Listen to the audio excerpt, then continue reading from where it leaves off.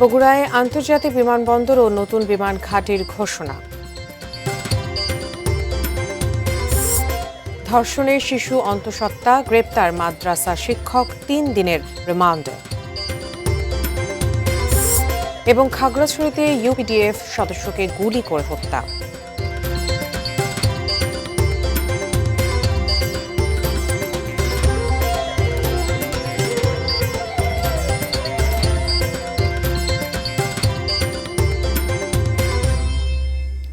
দেখছেন ATN news. দেশের খবরে আপনাদের সাথে আছি আমি উজমা হাসান। দর্শক, এতক্ষণ জানিয়ে দিচ্ছিলাম নাসির সিনট্যাক্স গ্রুপের সৌজন্যে শিরোনামগুলো। এবার বিস্তারিত। বগুড়ায় আন্তর্জাতিক মানের বিমানবন্দর, আধুনিক বিমান ঘাঁটি, পাইলট ট্রেনিং সেন্টার ও কার্গো ফ্যাসিলিটি স্থাপনের উদ্যোগ নিয়েছে সরকার। ঢাকা থেকে বিমান বাহিনীর বিশেষ হেলিকপ্টারে সকাল 10:30টায় বগুড়া বিমানবন্দরে যান একটি উচ্চ পর্যায়ের প্রতিনিধি দল। প্রতিনিধি দলে নেতৃত্ব দেন বেসামরিক বিমান পরিবহন ও পর্যটন মন্ত্রী আফরোজা খানম রিতা। এ সময় তার সাথে ছিলেন প্রতিমন্ত্রী রশিদুজ্জামান মিল্লাত, স্থানীয় সরকার, পল্লী উন্নয়ন ও সমবায় প্রতিমন্ত্রী মীর শাহে আলম এবং বাংলাদেশ বিমান বাহিনীর প্রধান air chief marshal Hasan Mahmud Khan. পরিদর্শন শেষে এক ব্রিফিংয়ে তারা বগুড়ায় বিভিন্ন উন্নয়ন পরিকল্পনার কথা তুলে ধরেন। বগুড়ার স্ট্র্যাটেজিক ইম্পর্টেন্স অনেক বেশি।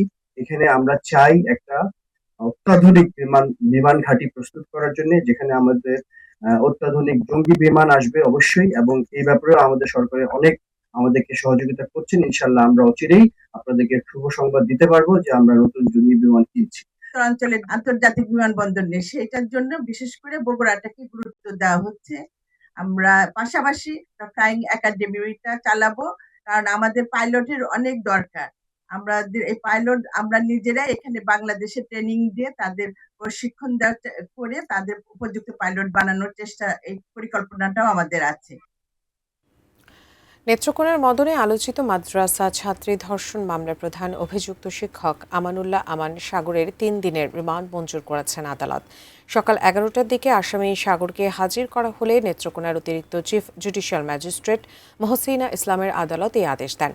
মামলাটির রাষ্ট্রপক্ষের আইনজীবী নুরুল কবির রুবেল জানান, 2025 সালের 2রা অক্টোবর মাদ্রাসা ছুটি শেষে শিশুটিকে ঝাড়ু দিয়ে মসজিদ পরিষ্কার করতে বলেন শিক্ষক সাগর। পরে শিশুটিকে কক্ষে নিয়ে জোরপূর্বক ধর্ষণ করেন। শিশুটি ভয়ে পরিবারের কাউকে বিষয়টি না জানালেও 7 মাস পর শারীরিক পরিবর্তন দেখতে পায় শিশুটির মা। পরে 18 এপ্রিল স্বাস্থ্য পরীক্ষা করে জানা যায় শিশুটি 7 মাসের অন্তঃসত্ত্বা। পারিবারিক জিজ্ঞাসাবাদে শিশুটি সেদিনের ঘটনা বললে মা বাদী হয়ে মদন থানায় নারী ও শিশু নির্যাতন দমন আইনে মামলা দায়ের করেন।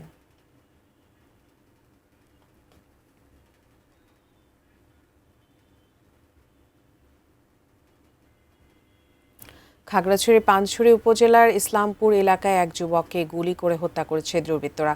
ভোর 6টার দিকে এই ঘটনা ঘটে। নিহত ইমন হোসেন পানছড়ি উপজেলার মোহাম্মদপুর এলাকার রুহুল আমিনের ছেলে। স্থানীয় সূত্র জানায়, ভোরে নিজ বাড়ির সামনে হাঁটাহাঁটি করার সময় একদল দুর্বৃত্ত তাকে লক্ষ্য করে গুলি চালায়। এতে ঘটনাস্থলে তার মৃত্যু হয়। ঘটনার পর হামলাকারীরা দ্রুত পালিয়ে যায়। পাহাড়ের আঞ্চলিক সংগঠন ইউপিডিএফ গণতান্ত্রিকের খাগড়াছড়ির সংগঠক অমর চাকমা দাবি করেছেন, নিহত ইমন তাদের সহযোগী সদস্য হিসেবে কাজ করতেন।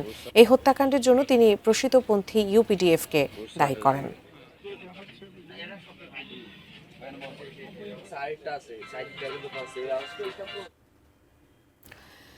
জ্বালানি তেলের দাম বাড়ায় বাসের পর এবার বাড়ছে নৌপথে যাত্রীবাহী লঞ্চ ভাড়া। বুধবার নৌ পরিবহন মন্ত্রণালয় থেকে এ বিষয়ে জারি করা হয় পরিপত্র।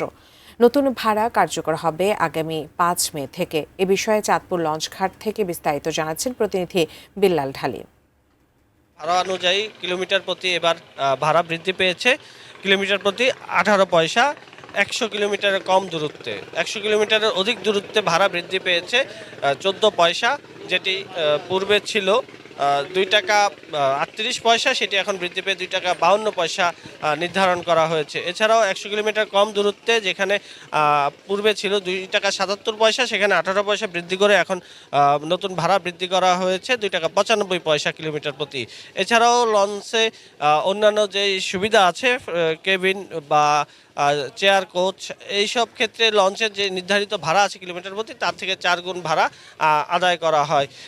আমি লঞ্চ মালিকদের সাথে কথা বলেছিলাম, তারা জানিয়েছেন যে পূর্বে যে ভাড়া আদায় করা হতো লঞ্চ থেকে, সেই ভাড়াটি সরকার নির্ধারিত ভাড়ার থেকে কিছুটা কম ছিল যাত্রীদের সুবিধার কথা বিবেচনা করে। নতুন যেই ভাড়া বৃদ্ধি করা হয়েছে সেই সরকারি কাগজ তাদের হাতে এসে এখনো পৌঁছয়নি, যার কারণে এখন পর্যন্ত তারা নতুন যে ভাড়া বৃদ্ধির যে বিষয়টি আছে সেটি কার্যকর করেননি।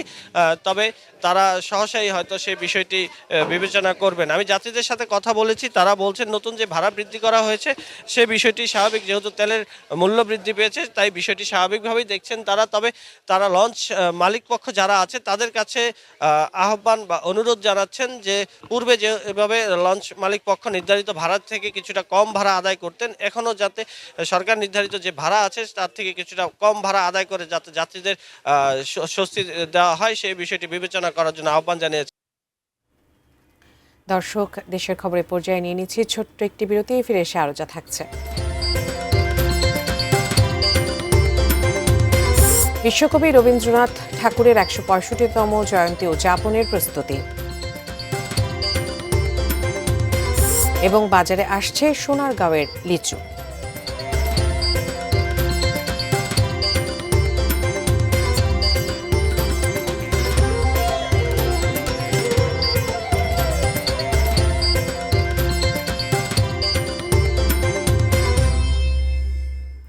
বিরতির পর দেশের খবরে সবাইকে আবারও আমন্ত্রণ।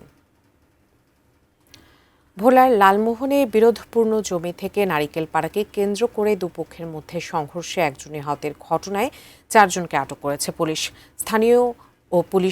পুলিশ ও স্থানীয়রা জানান, গতকাল বুধবার দুপুরে লালমোহন পৌরসভার নিহত মাসুদ হাওলাদারের বাড়ির পেছনের গাছে নারিকেল পাড়তে যান রেশমা ও সজীব সহ কয়েকজন। ওই সময় মাসুদের পরিবার বাধা দিলে তাদের মধ্যে কথা কাটাকাটি হয়। এক পর্যায়ে উভয় পক্ষই দা ও লাঠি সোঁটা নিয়ে মারামারিতে জড়ান। এ ঘটনায় উভয় পক্ষের অন্তত 8 জন আহত হন। আহতদের লালমোহন উপজেলা স্বাস্থ্য কমপ্লেক্সে ভর্তি করেন স্থানীয়রা। আহত মাসুদের অবস্থা আশঙ্কাজনক হলে তাকে উন্নত চিকিৎসার জন্য বরিশাল নেওয়ার পথে তার মৃত্যু হয়। এ ঘটনায় রাতে নিহতের মেয়ে বাদী হয়ে লালমোহন থানার একটি হত্যা মামলা করেন।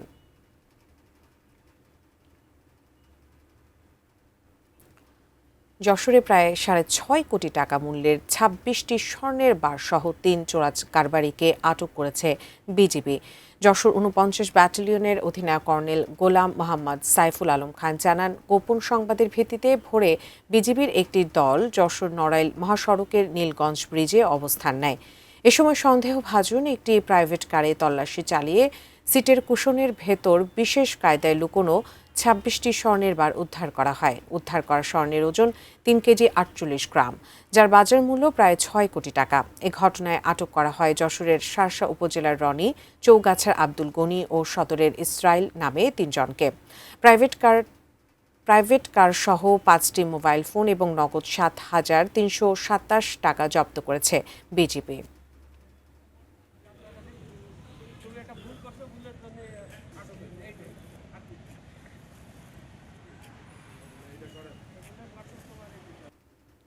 সিলেটে আজ থেকে 2 দিনব্যাপী উপমহাদেশের প্রখ্যাত ইসলাম প্রচারক হযরত শাহজালাল রহমাতুল্লাহি আলাইহের 707তম ওরস অনুষ্ঠিত হচ্ছে। ওরসকে কেন্দ্র করে দরগা প্রাঙ্গণ পরিণত হয়েছে দেশ বিদেশ থেকে আসা হাজারো ভক্ত অনুরাগীর মিলন মেলায়। গিলাফ ছড়ানো, শান্তি মিছিল ও শিরনি বিতরণের মধ্য দিয়ে শেষ হবে আয়োজন। আখেরি মোনাজাতে মুসলিম উম্মাহর পাশাপাশি বিশ্ব শান্তি কামনায় প্রার্থনা করবেন ভক্তরা। ওরসে অংশ নিতে দূর দূরান্ত থেকে ছুটে এসেছেন হাজারো ভক্ত অনুরাগী। নিজেদের পাশাপাশি দেশ ও জাতির শান্তি সমৃদ্ধি কামনায় দোয়া করছেন তারা। ওরস উপলক্ষে কোরআনখানি ও গভীর রাত পর্যন্ত মোনাজাতের আয়োজন করা হয়েছে। সার্বিক নিরাপত্তা নিশ্চিতে আইনশৃঙ্খলা বাহিনীর পাশাপাশি দায়িত্ব পালন করছেন স্বেচ্ছাসেবকরাও।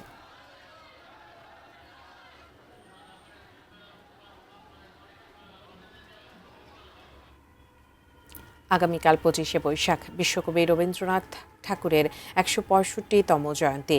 দিবসটি ঘিরে কবির স্মৃতিময় শিলাইদহের কুঠি বাড়ি, শাহজাদপুরে কাছারি বাড়ি ও পতিশর কাছারি বাড়িতে থাকবে 3 দিনব্যাপী অনুষ্ঠানমালা, বসবে রবীন্দ্র মেলা।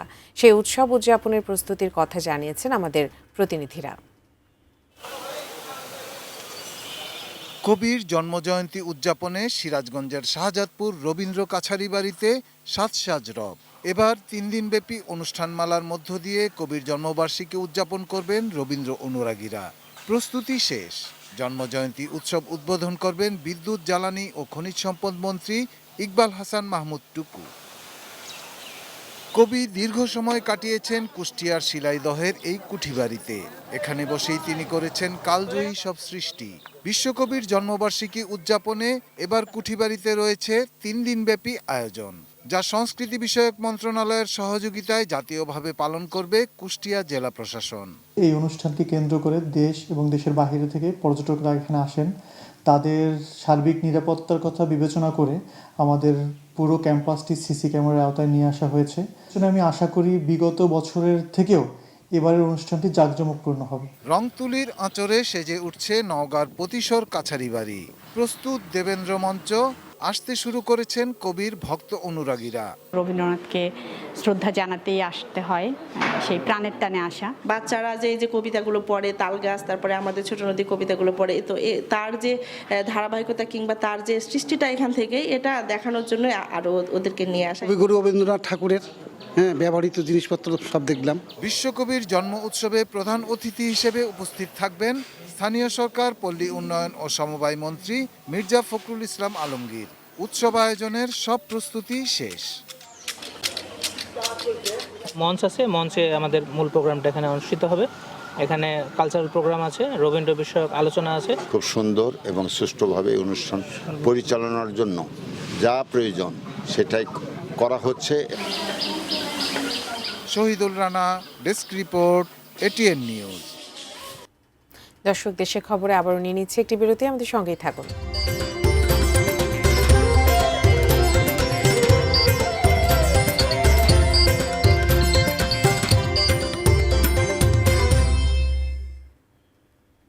বিরতির পর সবাইকে আবারও স্বাগত। আগামীকাল 8 মে 25শে বৈশাখ বিশ্বকবি রবীন্দ্রনাথ ঠাকুরের জন্মজয়ন্তী। নওগাঁর প্রতিশর কাছারি বাড়ি থেকে জন্ম উৎসব আয়োজনের বিষয়ে বিস্তারিত জানিয়েছেন সহকর্মী রায়হান আলম। আগামীকাল 8ই মে 25শে বৈশাখ বিশ্বকবি রবীন্দ্রনাথ ঠাকুরের 165তম জন্মজয়ন্তী। এই জন্মজয়ন্তী মূল আয়োজন নওগাঁর প্রতিশর কাছারি বাড়িতে।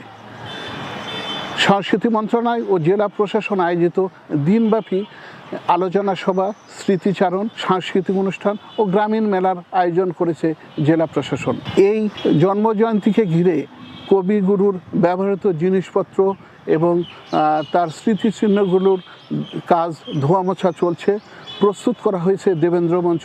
আগামীকাল রবীন্দ্র ভক্তরা রবীন্দ্র কাছারি বাড়িতে এসে একটা মিলন মেলায় পরিণত করবেন এবং সেখানে বিভিন্ন রবীন্দ্র ভক্তদের দেখা হবে, রবীন্দ্র স্মৃতিচারণ হবে, তাদের একটা মিলন মেলায় পরিণত হবে। আমি আরেকটু জানিয়ে রাখি যে কবিগুরু রবীন্দ্রনাথ ঠাকুর তার বাবার জমিদারি ভাগাভাগি হওয়ার পর এই নওগাঁর প্রতিশর কালীগ্রাম পরগনার রবীন্দ্রনাথ ঠাকুরের নিজস্ব জমিদারি ছিলেন। 1891 সালে প্রথম উনি নওগাঁর প্রতিশরে এসেছিলেন এবং তার এই কালীগ্রাম পরগনার কৃষকদের ভাগ্য উন্নয়ন করার জন্য, কৃষকদের যাতে ভালো থাকে সেজন্য উনি কলের লাঙ্গল এখানে এনেছিলেন এই প্রথম। এবং এই এলাকার মানুষকে শিক্ষিত করার জন্য উনি 4টি বিদ্যালয় করেছিলেন এবং ওনার প্রথম বিদ্যালয় ছিল এবি স্কুল, অর্থাৎ মাইনর স্কুল, তার পুত্রের নামে উনি। এই ছিল নওগাঁর রবীন্দ্র জন্মজয়ন্তীর সর্বশেষ খবর। বাজারে আসতে শুরু করেছে নারায়ণগঞ্জের সোনারগাঁওয়ের লিচু। দেশের অন্যান্য জেলার চেয়ে আগে ফলন হয় বলে সবার আগেই বাজার দখল করে নিয়েছে সোনারগাঁওয়ের লিচু। এবারও ব্যতিক্রম হয়নি তার। নারায়ণগঞ্জ প্রতিনিধি হাসান মজুমদার বাবলুর তথ্য ছবি নিয়ে ডেস্ক রিপোর্ট। গ্রীষ্মকাল মানেই ফল ফলাদির মৌসুম। তরমুজের পথ ধরে একে একে বাজারে আলো করতে থাকে লিচু, আম, কাঁঠাল। অনেকেরই অপেক্ষা থাকে প্রিয় ফল লিচুর জন্য। সাতক্ষীরার আমের পাশাপাশি বাজারে এসেছে সোনারগাঁওয়ের লিচু। প্রতি বছরই সবার আগে চলে আসে এই অঞ্চলের লিচু। এবারও সে ধারার ব্যতিক্রম হয়নি। পাতি, কদমি ও চায়না 3 এই 3 জাতের লিচুর আবাদ হয় সোনারগাঁওয়ে। মৌসুমের শুরুতেই যথারীতি বাজারে এসেছে কদমি লিচু। পাতিলিচুও আশি করছে। ফলপ্রেমী মানুষেরা খুশি। এখন তাদের জরুরি প্রশ্ন, এবার দাম কেমন? বাজারে 100 কদমি লিচু বিক্রি হচ্ছে 600 থেকে 700 টাকায়। পাতি লিচুর দাম পড়বে 400 থেকে 450 টাকা। আগের বার থেকে দাম একটু বেশি, বাট কিন্তু সুস্বাদু অনেক ভালো। কদমি লিচু 600 টাকা চলতে আছে, আর পাতি লিচু ছোট, দাম একটু কম আছে। লিচুগুলা ঢাকা উত্তরা যাইতেছে, তারপরে হয়েছে গিয়া গুলশান, মতিঝিল, তারপরে দেশের বাইরেও যাইতেছে। বাগানি ও ব্যবসায়ীরা বলছেন, বৃষ্টির কারণে এবার লিচুর গুটি ঝরে পড়েছে। পোকার আক্রমণেও ফলন নষ্ট করেছে প্রচুর, যার ফলে গেল বছরের তুলনায় এবারের ফলন কম। রমজান একটা বৃষ্টি হয়েছিল, ওই বৃষ্টি হওয়ার কারণে আপনার মুকুল ঝরে গেছিল, এই জন্য কম। ওষুধটা অনেক দাম। ওষুধের যদি একটু সরকারের দিকে নজর দেয় তো মানুষে অনেক একটু কিছু সস্তা খেতে। কৃষি ডিপার্টমেন্টের পক্ষ থেকে পরামর্শ দিয়ে থাকি, বিভিন্ন স্প্রে করার ব্যবস্থা করি এবং কৃষকদেরকে কিভাবে ফলন আরো ভালো করা যায় এবং লিচুর মানটা আরো উন্নত করা যায় সেটার বিষয়ে প্রশিক্ষণ দিয়ে থাকি। Sharjana Ananya, desk report, ATN news. দর্শক, দেশের খবর এই পর্যন্তই। এতক্ষণ সাথে থাকার জন্য ধন্যবাদ সবাইকে।